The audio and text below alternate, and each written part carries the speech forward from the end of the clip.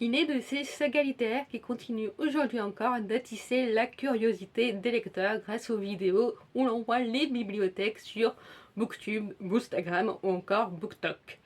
God, écrit par Michael Grant, en fait partie, et d'aussi loin que je me souvienne, cette saga a toujours connu des rumeurs d'adaptation qui n'ont jamais vu le jour car jugées inadaptables pour les producteurs. Mais avant toute chose, Gone, de quoi ça parle?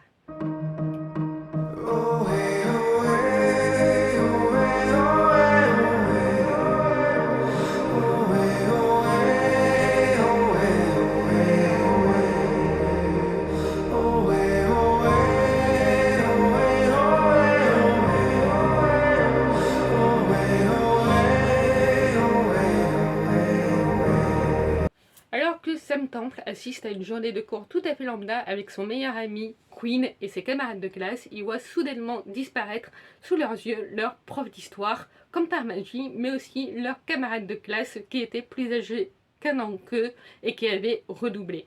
Inquiet par cette absence qui se prolonge, il décide de sortir voir ce qui se passe dans les couloirs et constate avec effroi que tous les enfants et adultes de plus de 15 ans ont disparu. Et pas seulement au collège, mais dans toute la ville entière lorsqu'ils partent à la recherche de leurs parents. En espérant que cette crise ne dure pas et que les adultes reviendront bientôt, les enfants les plus âgés de 13 et 14 ans décident de s'organiser comme ils le peuvent. Mais contrôler des enfants et des ados effrayés n'est pas chose facile s'ils veulent limiter les accidents. Surtout lorsqu'ils constatent petit à petit que certains d'entre eux développent des pouvoirs magiques et étranges, dont Sam qui avait commencé à le sentir quelque temps avant la disparition des adultes. Que s'est-il passé exactement? Où sont passés les adultes? Et quel est cet étrange dôme qui englobe la ville? Gone est une saga littéraire de 6 tomes parus entre 2008 et 2013, dont chaque tome, à partir du deuxième, a pour mot-titre, un mot-clé d'une crise politique et ou sanitaire et religieuse. Nous avons donc pour le tome 2 la fin, le tome 3 mensonge, le tome 4 l'épidémie, le tome 5 la peur et enfin le tome 6 la lumière. En 2018 sort une sorte d'hybride entre suite et spin-off, Monster, dont 2 tomes sur 3 sont traduits chez Pocket Jeunesse comme pour Dawn.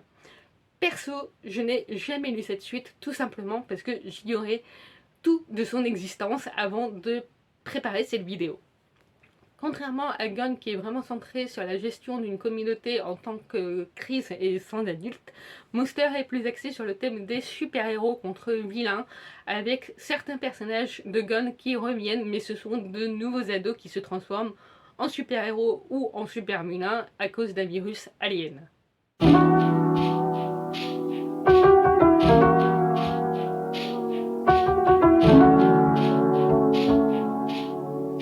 Le problème que rencontrent les producteurs qui sont intéressés pour adapter la saga en film, c'est qu'ils ont du mal à trouver le public ciblé et quelle approche prendre sans avoir à censurer 80% de la saga. C'est vrai que j'ai toujours dit que je n'aimais pas le gore et la violence, et Gone en est rempli pour une saga young adulte de l'époque. Mais si j'ai fait une exception pour Gone, c'est parce que cette horreur est très bien utilisée à mon sens pour montrer les difficultés auxquelles font face les enfants.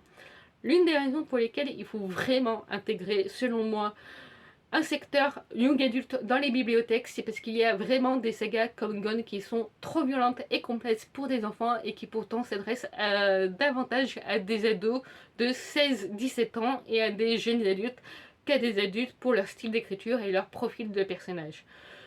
Par exemple, je ne peux pas me résoudre à classer Gone à côté d'un Harry Potter en jeunesse ou d'un Trône de Fer en adulte.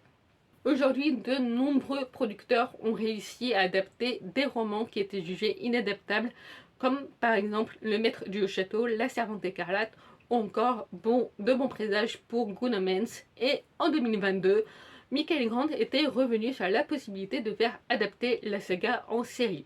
Une première web-série avait vu le jour en 2018 sur YouTube, que je n'ai pas vu car je l'ai découvert en préparant cette vidéo. Et Engage Production avait posté un teaser sur la chaîne YouTube de la production en 2022 sans donner plus de détails sur la diffusion du film, et on n'a eu aucune nouvelle de ce film suite à ce teaser. Ce qui est étrange d'ailleurs avec celui-ci, c'est que c'est une adaptation de la scène d'introduction du tome 2 Donc même pas une scène du tome 1, c'est vraiment une introduction du tome 2 qui a marqué, je pense, beaucoup de lecteurs de Gone.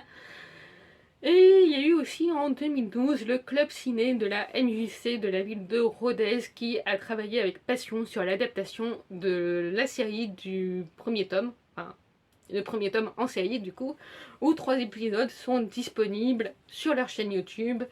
Et l'auteur les avait même contactés pour les féliciter de leur travail. C'est quand même une bonne récompense pour une MJC qui n'est même pas une production du coup professionnelle mais amateur. Ce que je trouve étrange du coup, c'est qu'on peut le constater, le public a toujours eu envie de voir une adaptation de Gone. Il y a eu plusieurs essais d'amateurs, mais aucun grand producteur comme Netflix n'a osé sauter le pas.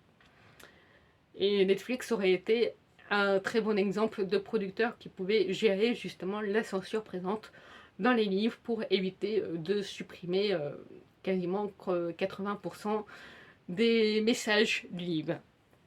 Car s'il y a une chose que je peux vous confirmer en ayant relu la saga il y a quelques mois, c'est qu'elle n'a pas vieilli d'un poil et pourrait totalement connaître un nouveau public aujourd'hui.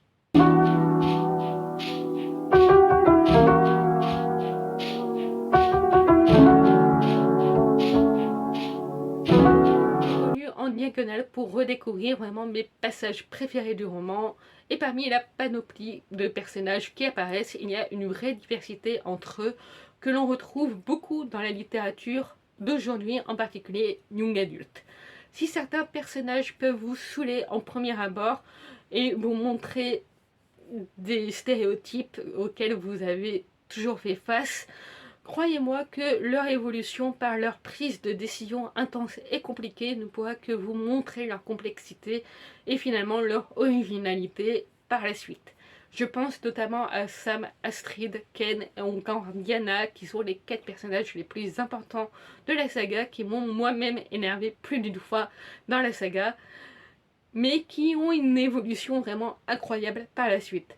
Je ne sais pas si vous vous souvenez de mon avis sur un de mes bilans lecture sur l'ascension des dragons où je vous disais que l'un des rares bons points du roman c'est que l'héroïne parvenait à prendre des décisions difficiles et parfois inattendues pour un roman jeunesse. Et bien dans Gone, c'est fois 1000 ces décisions impossibles et vraiment cruelles que doivent prendre des enfants de 14 ans, 15 ans par la suite. C'est vraiment horrible. C'est d'autant plus horrible qu'ils n'ont que 14 ou 15 ans et qu'ils doivent faire vraiment face à des choix cornéliens car ils sont tout le temps en alerte et je ne peux pas m'empêcher d'y voir aussi une critique de la part de Michael Grant sur ce qu'il pense des prises de décision des politiciens en tant que crise ou même en temps normal quoi. Puisque la saga a été écrite entre 2008 et 2013, comme je l'ai dit, mais imaginez seulement si elle avait été écrite pendant la crise du Covid. Ça aurait eu vraiment un impact très fort, je pense, encore plus dans le monde de la littérature d'aujourd'hui pour ce public young adulte qui suit un peu plus du coup aussi qui sont tenus plus informés plus rapidement grâce aux réseaux sociaux. Gone aurait vraiment explosé aujourd'hui à mon sens.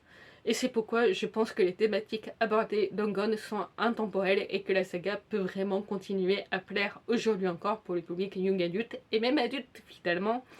Car je peux prendre plus le temps d'analyser certaines scènes et d'une autre manière que je ne l'avais pas vu quand j'étais moi-même ado à l'époque. Et je pense vraiment que le public adulte peut apprécier davantage aussi certaines thématiques du roman par rapport au public ciblé. Quand je parle de diversité des personnages, je vais dire que l'on a dans le lot des personnages importants des histoires de plusieurs communautés. On a par exemple Edilio qui est d'origine hondurienne et qui est bisexuel. Deka qui est un de mes personnages préférés, j'adore le caractère de ce personnage vraiment. Je ne suis pas très originale par rapport au reste de la communauté de fans de Gone je pense. C'est un personnage qui est lesbienne. On a aussi le petit Pete qui est autiste et bien d'autres diversités encore que je ne vais pas tout lister et que je vous laisse découvrir en découvrant la saga. Perso, mon personnage préféré a toujours été Quinn, le meilleur ami de Sam qui perd petit à petit sa confiance en lui et qui lui aussi finit par avoir une évolution folle en devenant un des personnages les plus importants pour la survie de cette ville.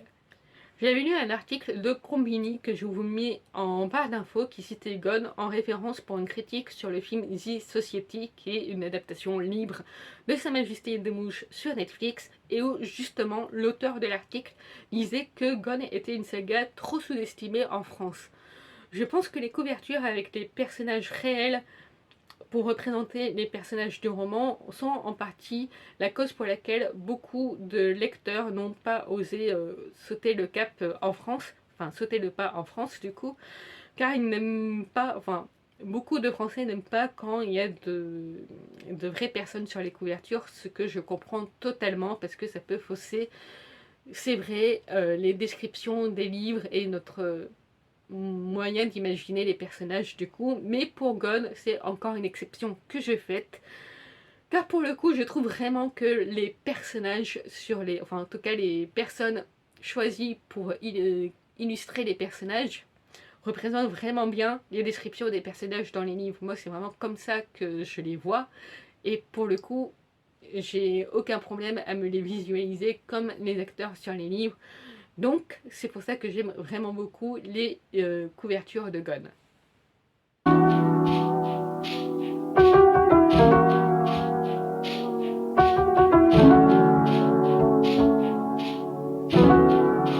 Comme le dit l'auteur de l'article Combini, Gon est vraiment une saga sous-estimée et que je trouve hyper importante pour les publics ciblés par l'auteur. Gon s'est fait connaître à une époque où le public young adulte francophone était envahi par la hype autour de Hunger Games, qui faisait redécouvrir au public des œuvres comme Sa Majesté des Mouches ou encore Battle Royale. Les premières chaînes Booktube, c'est vrai, parlaient beaucoup d'œuvres dystopiques à cause du succès de Hunger Games ou grâce au succès de Hunger Games, ça dépend des points de vue. Et malheureusement, Gon n'a pas su se démarquer pour le public ciblé. Il y a aussi le fait, je pense que j'ai l'impression que beaucoup plus d'adultes ont aimé Gon, contrairement au public young adulte, et ont eu une lecture complètement différente du public ciblé. Pour ma part, j'ai vraiment adoré Gon quand j'étais ado, et c'était une amie à moi qui m'avait fait découvrir cette saga. J'ai surtout adoré, je pense, parce que c'était loin des clichés et des stéréotypes que je pouvais déjà remarquer dans certaines de mes lectures à l'époque. Honnêtement, je pense vraiment que le public young adulte ciblé par l'auteur correspondrait davantage à celui de cette époque aujourd'hui, car ce sont vraiment des thèmes et des personnages que l'on retrouve dans la littérature actuelle de ce public et qui fonctionnent vraiment bien comme on peut le voir dans les réseaux sociaux. La saga dégage vraiment une atmosphère unique pour moi dans son développement et par ses décisions, par les décisions du coup des personnages mais aussi les prises de risque de l'auteur. Par ma vision de lectrice adulte, je vois Gon comme une critique directe contre les politiciens qui ne savent pas prendre les bonnes décisions et surtout en temps de crise. Le 6e tome illustre très bien ce jugement d'incompréhension vu par l'extérieur et je ne peux pas plus développer cette phrase au risque de vous spoiler. Par l'importance des thèmes et des communautés mineures que la saga aborde, si elle était moins violente, ce serait vraiment un travail très intéressant de l'étudier au lycée, je pense, car elle propose vraiment des points de vue très importants sur des sujets que l'on n'a pas l'habitude de traiter pour le public young adulte. Et pourtant, si je n'aime pas la violence gratuite et encore moins le gore que l'on peut voir dans la majorité des séries aujourd'hui, ici, elle est très bien utilisée, elle est très bien montrée de manière différente selon les scènes et les personnages. Je suis encore plus déçue du manque de volonté des grands producteurs pour en faire une bonne série, car dès ma première lecture, je voyais vraiment la réalisation se faire des scènes avec les mouvements des caméras et les décors et les personnages dans ma tête. Le style d'écriture de Michael Grant est aussi très fluide, très marquant par sa manière d'écrire les scènes. J'ai tout de suite ressenti l'ambiance de la saga dès les premières pages et cela pour les 6 tomes. On retrouve d'ailleurs encore plus décuplé ce style d'écriture très particulier de Michael Grant dans la saga BZRK dont je n'ai lu que 2 tomes sur 3 pour le moment.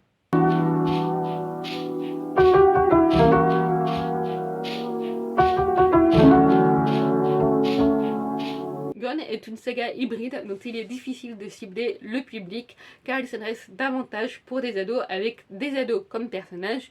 L'atmosphère de la saga est très sombre et met des protagonistes face à des choix cornéliens et peuvent être complexes de comprendre pour cette tranche d'âge de lecteur. Si je pense qu'elle correspond plus au public young adulte d'aujourd'hui, c'est aussi grâce à la popularité de la lecture par les réseaux sociaux. Il y a de plus en plus de diversité dans les romans proposés avec des personnages qui prennent de plus en plus souvent des décisions compliquées et donc le public ciblé peut mieux se représenter les difficultés auxquelles les personnages font face dans Gone et quand même se les trouver attachants. Gone fait partie de ces sagas littéraires des années 2000, quelque peu oubliées avec le temps, mais qui peut totalement refaire surface aujourd'hui par le biais des réseaux sociaux ou une adaptation. Et vous, que pensez-vous de Gone? Connaissez-vous cette saga? Et sinon, vous ai-je donné envie de la découvrir? Dites-moi tout ça en commentaire, et moi je vous retrouve très bientôt pour une prochaine vidéo.